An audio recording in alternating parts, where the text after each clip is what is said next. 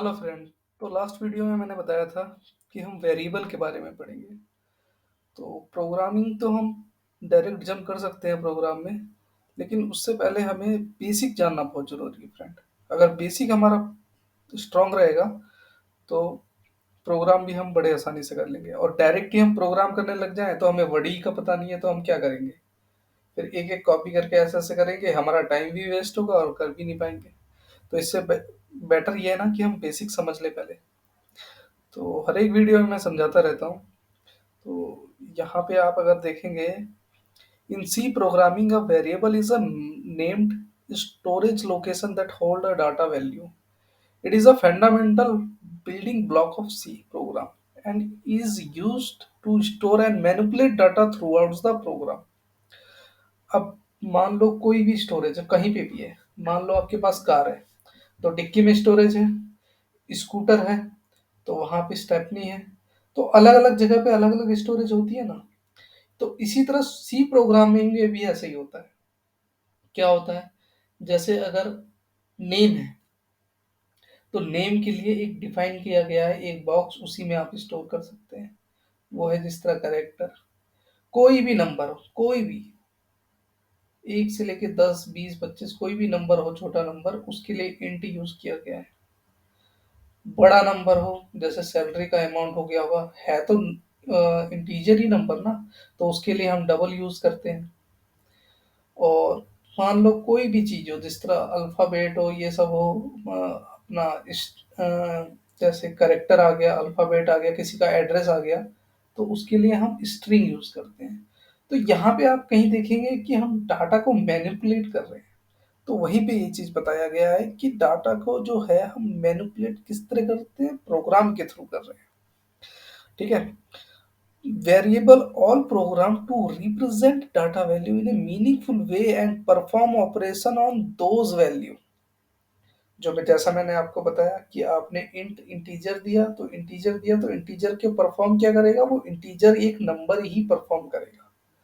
यहाँ पे की कैरेक्टर ऑफ वेरिएबल्स इन सी देख लेते हैं। जिस तरह डाटा स्टोरेज बताया गया है, variable provide a way to store data value in memory. Each variable is associates with a specific memory location that holds the value assigned to it. Suppose that आपके पास एक कार है, अब 3x3 की जगह है उसमें, तो उससे ज्यादा आप स्टोरेज रख सकते हैं? नहीं रख सकते ना।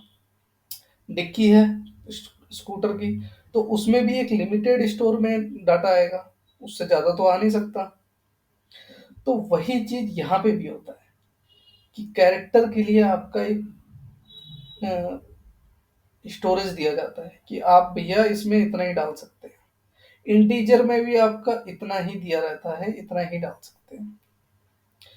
और वैसे ही डबल दिया रहता है। तो इसकी वीडियो में आपको आगे नेक्स्ट स्लाइड्स में बताऊंगा कि कौन कौन से वेरिएबल में कितने कितना हम बाइट यूज कर सकते हैं मेमोरी लोकेट के लिए। तो अभी के लिए तो हम ये पढ़ लेते हैं। जिस तरह सेकंड पॉइंट कह रहे हैं, data types. Variable have a specific data types which determine the kind data can hold. Data types include integer, float point, numbers, character and pointers. अब देखिए इसमें चार चीजें आ गई है। जैसे integer 1 2 3 4 5 6, that is called integer, ये आपका इंटीजर नंबर हो गया। फ्लोट पॉइंट नंबर, जो भी पॉइंट पे आएगा, 10.26, 10.35, 3.46, जो भी पॉइंट के बाद आएगा that is called float point. उसके लिए हम फ्लोटिंग यूज करेंगे। अगर आपने इंट मेन करके अपना पैरेंथेसिस दिया और करली ब्रेसेस पास करके आपने जिस तरह फ्लोट किया, तो आपका रिजल्ट में फ्लोट नंबर ही डिस्प्ले होगा। ज्यादा हो गया ये, आगे पढ़ेंगे, डीपली पढ़ेंगे कि इंट मेन ये सब क्या है, हम कैसे कर रहे हैं। लेकिन अभी के लिए हम इतना जान लेते हैं कि कोई भी फ्लोटिंग पॉइंट हमें अगर पास करना हो, अगर मान लो किसी की सैलरी दिखानी है आपको, कैसे दिखोगे? तो वहां पे हम फ्लोट पॉइंट यूज करेंगे। आगे देख लेते हैं कैरेक्टर। अल्फाबेट है, किसी का नाम हो या कोई भी एड्रेस हो तो अल्फाबेट होगा। पॉइंटर्स दे दिया है यहाँ पे। पॉइंटर्स ये होता है फ्रेंड, जो दूसरों की मेमोरी को होल्ड करके रखता है। आपने मान लो किसी का एड्रेस दिया, ठीक है ना, और उसके एड्रेस को कौन होल्ड करके रखेगा, वहां पे उसका भी हम डिफाइन करके रखते हैं। जिस तरह एक होता है पॉइंटर टू पॉइंटर और एक खाली पॉइंटर होता है। अभी के लिए हम इतना जान लेते हैं कि पॉइंटर को हम एस्ट्रिक से साइन करते हैं। जिस तरह कंप्यूटर में आपने देखा होगा कि 9 के ऊपर अगर आप कीबोर्ड में देखेंगे तो एक एस्ट्रिक का साइन है, दैट इज कॉल्ड पॉइंटर। उसे हम एस्ट्रिक से डिनोट करते हैं। अभी के लिए इतना जान लेते हैं, स्टेप बाय स्टेप चलेंगे। थर्ड देख लेते हैं, naming variable are identify by their names which are unique symbol used to refer the memory locations they represent. A name should be described and follow naming convention.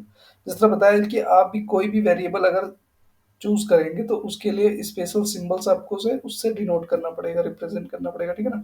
इसमें value assignment, variable can be assigned value using the assign operator is equal to the value assigned to a variable is a store in its associates memory location।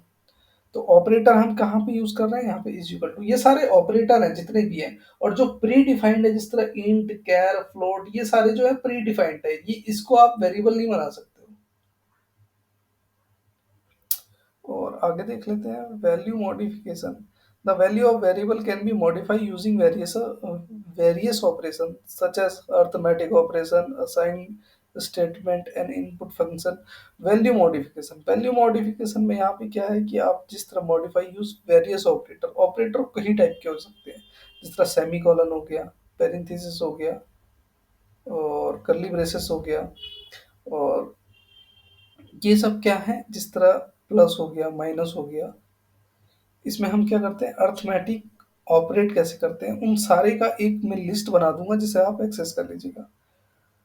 अगला देख लेते हैं, scope variable have a scopes which determine the region the program where they are accessible. Scope can be local to function a global throughout the program. इसको छोड़ दीजिए, scope variable maximum ये C plus plus के में आता है।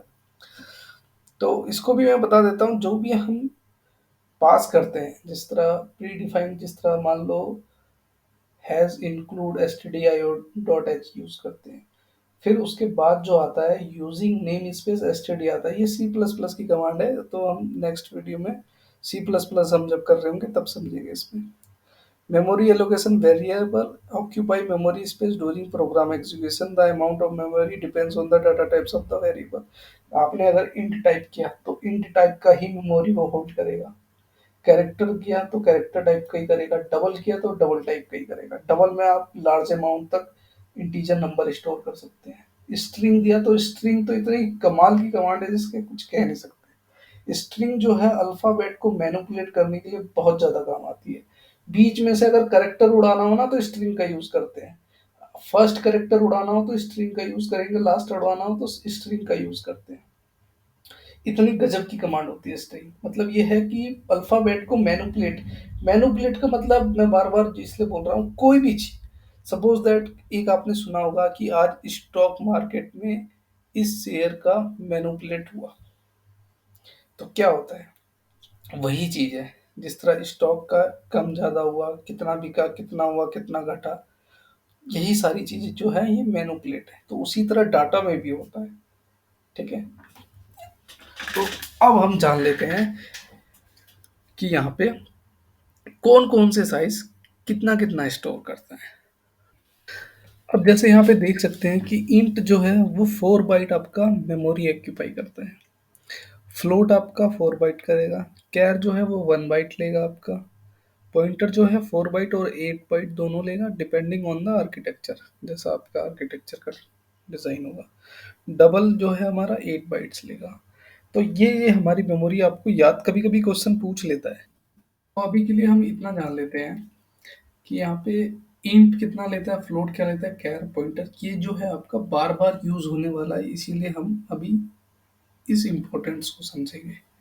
बाकी तो हम सारी चीज़ें समझ लेंगे, जैसा मैं हमने बताया था कि पुरानी चीज़ों में कि बहुत सी ऐसी चीज़ें होती हैं, जिस तरह एक मैथ्स का भी यूज़ होता है उसमें, लेकिन वो थोड़ा लेंथी हो जाएगा और काफ़ी लंबा हो जाएगा। तो मैं आपसे ये रिकमेंड करूँगा कि कीवर्ड्स जो मैंने लास्ट वीडियो में बताया था, आप खुद से एक बार सर्च करके देखिए। एक एक पॉइंट मैं भी समझा दूंगा, लेकिन जो अभी मैक्सिमम यूज़ होगा हम उसको यूज़ करेंगे। और ये आपको याद रहना चाहिए कि कौन कितना बाइट ले रहा है। अभी के लिए नेक्स्ट देखते हैं।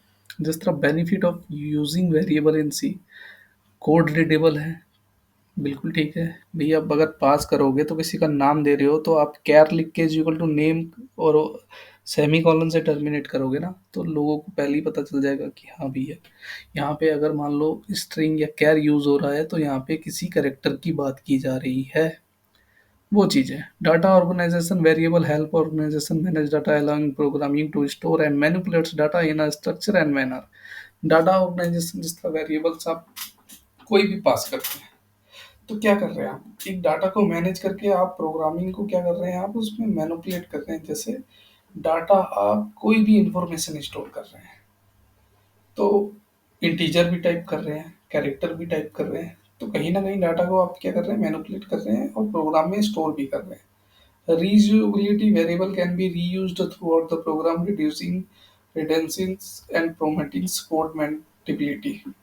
हो सकता है कैरेक्टर नेम बार बार भी आ सकता है, इंटीजर भी हम बार बार यूज कर सकते हैं। वही चीज बताया है, memory management variable facility efficient memory management by allowing program to allocate and deallocated memory as needed. ये हम बाद में पढ़ेंगे, जब हम मेमोरी का बाद में हम यूज करते हैं तो एक कहीं पे हम डी एलोकेट करते हैं कि मेमोरी अगर ज्यादा ऑक्यूपाई कर रहा है तो हम वेस्ट क्यों करें, तो उसको हम डी एलोकेट भी कर देते हैं। नेक्स्ट स्लाइड्स देखते हैं। अब यहाँ पे आप देखेंगे कि एक मैंने प्रोग्राम बनाया हुआ है जिस तरह, ये बेसिक का है। ऊपर हमने hashtag include stdio dot h लिख दिया। ये प्री डिफाइंड है, आपको याद करना है, ये हर प्रोग्राम में यूज होगा। फिर यहाँ पे मैंने इंट मेन लिया और पैरेंथेसिस देके करली ब्रेसेस दिया और कैर का मैंने एक नाम दे दिया माई कैर। और अल्फाबेट हमने हमेशा याद रखना, जब भी आप कोई भी वर्ड नेम कुछ भी कैरेक्टर में पास करेंगे तो हमेशा वो इन्वर्टेड कॉमा के अंदर में आएगा। सॉरी, ये हमेशा याद रखना, ये इन्वर्टेड कॉमा के अंदर में आएगा। अगर सपोज दैट मैं रोहित पास करता हूँ यहाँ पे तो रोहित मेरा इन्वर्टेड कॉमा के अंदर आएगा। अगर आप वो नहीं लिखेंगे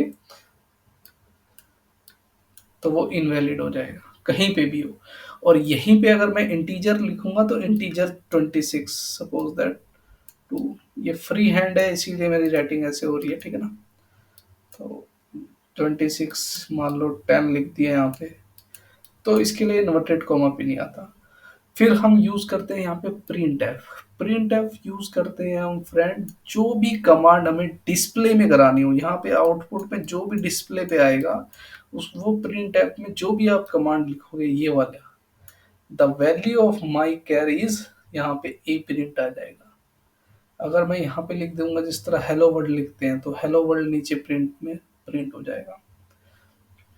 फिर उसके बाद कॉमा माई कैर कर दूंगा। यहाँ पे आप चाहें तो स्कैन एफ भी यूज कर सकते हैं, ठीक है। और यहाँ पे रिटर्न जीरो हम प्रोग्राम को टर्मिनेट यूज करने के लिए करते हैं और फिर करली ब्रेसेस वो वाला बाई डिफॉल्ट आ जाएगा। धीरे धीरे हम प्रोग्राम भी करेंगे, आ रहे हैं हम प्रोग्राम में, घबराइए मत। लेकिन आप बेसिक सीखते हैं, बेसिक सीखने से हम छोटे छोटे पॉइंट तो कवर कर रहे हैं ना, कि भैया प्रिंट एफ क्या है, इंट मेन क्या होता है, कंसोल, ये कंसोल कब पास किया जाता है। फिर कैर में हमने समझा कि खाली कैरेक्टर वर्ड लिखते हैं, कैर कॉल कर रहा है इसको कर रहा है इजिकल टू और इन्वर्टेड कॉमा में। किसी भी लाइन को टर्मिनेट कर रहे हो, आप देख रहे हो यहाँ पे सेमी कॉलन आ गया। किसी भी लाइन को टर्मिनेट करते हैं तो हम सेमी कॉलन से करते हैं, किसी भी लाइन को टर्मिनेट करते हैं तो सेमी कॉलन से करते हैं, प्रोग्राम को टर्मिनेट करते हैं तो रिटर्न से करते हैं। ओके, तो मेरे ख्याल ख्याल से कुछ ज़्यादा हो गया आज के लिए, कोई बात नहीं। तो आप लर्न करते रहेंगे, धीरे धीरे हम सीखेंगे और धीरे धीरे पूरा भी कर लेंगे। अब नेक्स्ट देखते हैं। अब यहाँ पे देखिए जिस तरह char my ASCII char is equal to 65 दिया। अब स्काई वैल्यू ऑफ ए में यहाँ पे 65 दिया है। अब यहाँ पे आप कंफ्यूज हो जाएंगे कि भाई आप कह तो रहे थे कि आप कैर है तो कैर तो अल्फाबेट आना चाहिए, यहाँ पे 65 आ रहा है, इसका मतलब क्या है। तो मैंने पहले की वीडियो में बताया था, अगर आप रिवर्स करके देखेंगे तो 65 अपना कैरेक्टर वैल्यू ए को डिनोट करता है। तो जब तक आप लिंक वाइज नहीं पकड़ेंगे फ्रेंड तब तक आप नहीं समझ पाएंगे, तो ये समझना बहुत जरूरी है। अब यहाँ पे प्रिंट एफ लिख दिया the ASCII value of my ASCII char ASCII char is percentage D. कोई भी कोई भी करेक्टर मान लो, कोई भी यूज हम करते हैं इंटीजर वगैरह, उसके लिए हम परसेंटेज डी यूज करते हैं। फ्लोट आ गया तो वहां पे परसेंट एफ यूज करेंगे, यहाँ पे डी नहीं एफ यूज होगा। स्लैश एन करते हैं हम नेक्स्ट लाइन के लिए। कोई भी आप प्रोग्राम मान लो, यहाँ पे कोई भी प्रोग्राम अगर प्रिंट होगा सपोज दैट, ठीक है ना, तो अगर मान लो उसे नेक्स्ट लाइन में इस लाइन में प्रिंट करना हो तो यहाँ पे स्लैश ये जो है एन से डिनोट होता है। और मैंने कहा था प्रिंट ऐप में हमेशा इन्वर्टेड कॉमा के अंदर चीजें आती हैं। फिर माई कैर रिटर्न जीरो। आएंगे हम नेक्स्ट वीडियो में, उसमें भी हम आएंगे प्रोग्राम में। अभी के लिए हम इतना समझ लेते हैं। अब hash tag include dot H int main, यहाँ पे जिस तरह मैंने पास के पैरेंथेसिस लॉन्ग बिग नंबर दिया था, देखिए कितना बड़ा पास कर दिया। Print F the big number, ये पास किया, रिटर्न जीरो कर दिया हमने। और यूनियन जो हम पास करते हैं एक स्ट्रक्चर के लिए, user defined data types allows different type of memory location unlike structures. Structure और यूनियन का भी होता है, लेकिन ये कुछ अभी ज़्यादा हो जाएगा। नेक्स्ट वीडियो में हम इसके बारे में पढ़ेंगे। अभी के लिए हम इतना ही समझ लेते हैं और इस वीडियो को यहीं तक एंड करते हैं। ओके फ्रेंड, तो मिलते हैं नेक्स्ट वीडियो में। बाकी मैंने प्रोग्राम तो बना रखा है आपके लिए, मैंने स्लाइड भी बना रखी है और बहुत सी स्लाइड बनाई है। जिस तरह अभी हमारा तो ये मैं सी प्लस प्लस मेरा चल रहा है अभी, ठीक है ना। ये देखिए सारी सी प्लस प्लस की प्रोग्रामिंग है जितनी भी है। फिर हम आएंगे इसके बाद एक बेसिक अपना, जिस तरह सी प्लस प्लस चल रहा है हमारा, फिर हम बेसिक सी पे भी आएंगे कि भैया सी की प्रोग्रामिंग क्या क्या है।